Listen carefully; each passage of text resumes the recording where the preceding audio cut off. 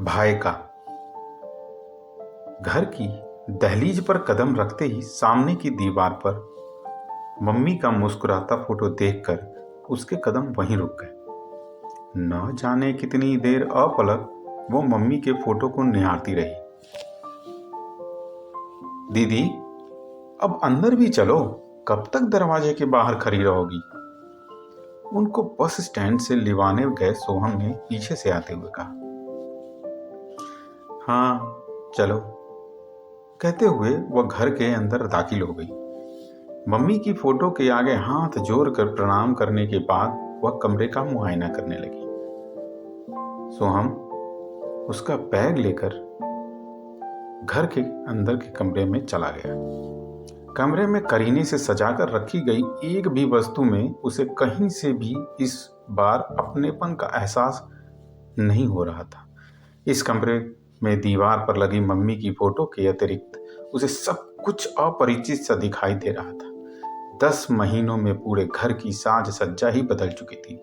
लकड़ी के नक्काशी वाले पुराने सोफे की जगह मखमली गद्दी वाले नए सोफे ने ले ली थी। एक समय मम्मी की पसंद रही भारी भरकम सेंट्रल टेबल की जगह पर कांच वाली राउंड टेबल आ चुकी थी। खिड़की के पास कमरे के कोने में मनी प्लांट का पॉट रखा हुआ होता था। वह उसे कहीं दिखाई नहीं दे रहा था। मम्मी ने कई वर्षों तक जतन करके उसे सहेज कर रखा हुआ था।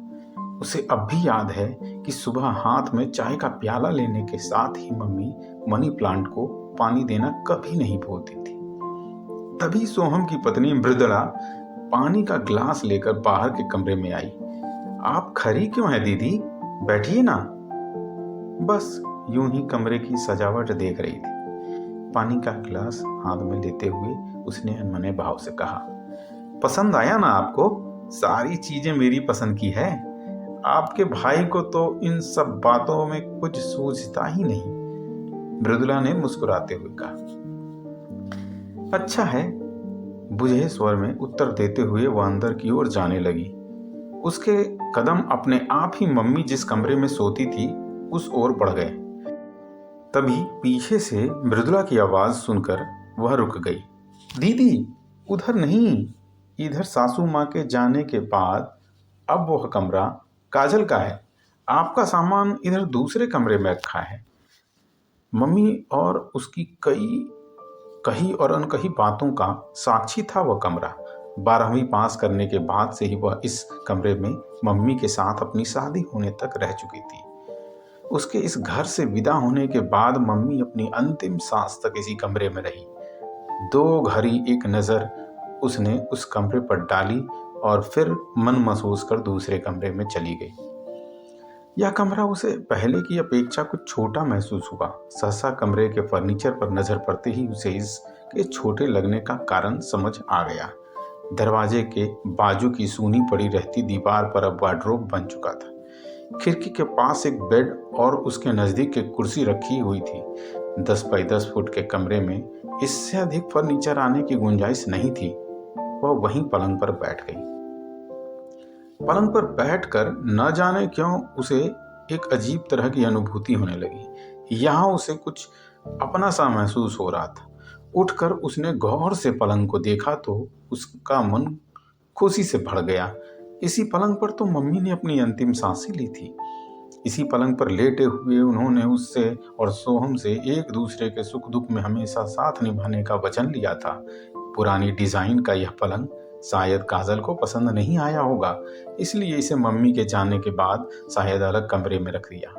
वह यह सोचकर कुछ अंदाजा ही लगा रही थी कि सहसा उसे ध्यान आया कि इसी कमरे में तो मम्मी की अलमारी रखी होती थी। अलमारी की जगह पर तो वार्डरोब बन चुका था। तो अलमारी कहाँ गई? वह मन ही मन बुदबुदाई। मम्मी की अलमारी से तो उनकी कितनी सारी यादें जुड़ी थी। वह तब 14 वर्ष की रही होगी जब पापा ने मम्मी को उनके जन्मदिन पर अलमारी गिफ्ट में दी थी। मम्मी ने बड़ी ही सूझबूझ के साथ अलमारी में पापा, सोहम और उसके कपड़े के लिए एक अलग जगह बना दी थी।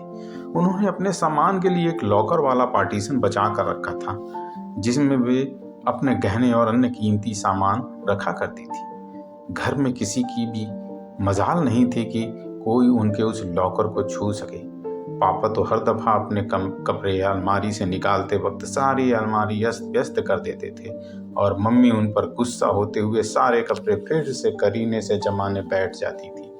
उसे अब भी याद है जब एक बार सोहम से अलमारी के दरवाजे का लगा कांच टूट गया था और वह मम्मी के खौफ से बचने के लिए अलमारी के अंदर ही छिप गया था। बड़बड़ाते हुए मम्मी ने सोहम को खोजा।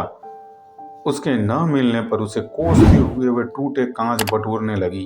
तभी अलमारी के दरवाजे के कोने से खून की बूंदें निकलते देख वे घबरा उठी और हड़बड़ा कर दरवाजा खोला तो सोहम नीचे के खाने में बेहोश पड़ा हुआ था। घबराए बिना उन्होंने उसे बाहर निकाला और पानी के छींटे देकर उसे होश में लाने का प्रयत्न किया। उसने जब आंखें खोली तो उसे सीने से लगाए वो घंटों तक रोती रही। इस घटना के बाद तो उन्होंने उसके समझदार होने तक अलमारी को लॉक कर रखने की आदत बना ली। तभी सोहम अंदर आकर उसके पास ही कुर्सी लेकर बैठ गया। दीदी, मम्मी के जाने के बाद से तो जैसे आपने इस ओर आना ही बंद कर दिया है। मम्मी थी तो कम से कम महीने में 2 महीने में आप उनकी खबर पूछने के बहाने आ जाती थी। तब की बात और थी सोहम।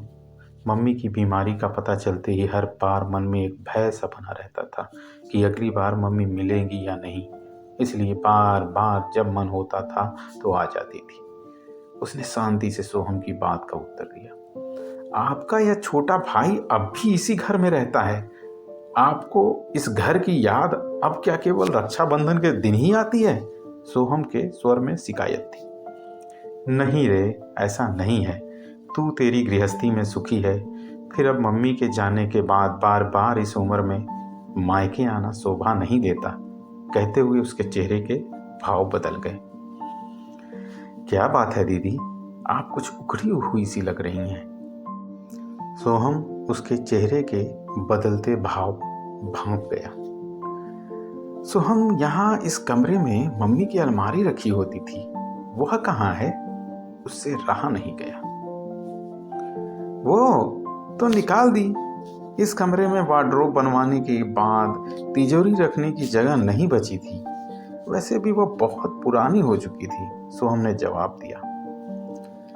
मम्मी की मौजूदगी में जब भी आई तब तक वह घर उसके लिए मम्मी का घर मायका था।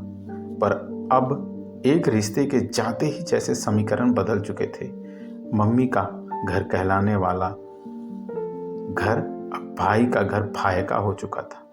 इसलिए मम्मी के जाने के 11 महीनों के बाद एक बार फिर से इस घर में आने पर उसे बार बार पहली बार आने का आभास हो रहा था। दुख उसे इस बात का हो रहा था कि मम्मी से जुड़ी यादों का सौदा करने से पहले सोहम ने एक बार भी उससे पूछा नहीं। मम्मी के जाते ही उसे पराया कर दिया। तूने मम्मी की आखिरी निशानी भी नहीं रखी, उसे भी बेच दिया। मम्मी को कितनी प्यारी थी वह अलमारी। मुझसे एक बार कहा होता तो, कहते हुए इसकी आंखों से आंसू की 2 बूंद उभर आई। क्या दीदी, आप भी इतनी भावुक होकर कैसे जी लेती हो? सोहम थोड़ा असहज हो गया। सवाल भावुकता का नहीं है रे। मम्मी की वह कीमती निशानी तो रहने दी होती इस घर में। पुरानी चीज जाएगी तभी तो नई चीज आएगी। फिर मम्मी ने भी तो दादी की बसाई हुई पुरानी चीजों समय बीतने पर निकाल दी थी। सोहम ने अपना तर्क रखा। पर कम से कम कुछ समय तो बीतने दिया होता। अभी साल भर भी नहीं हुआ है उनको गए। कहते हुए उसका गला रुध गया। आपकी भावना समझता हूं मैं।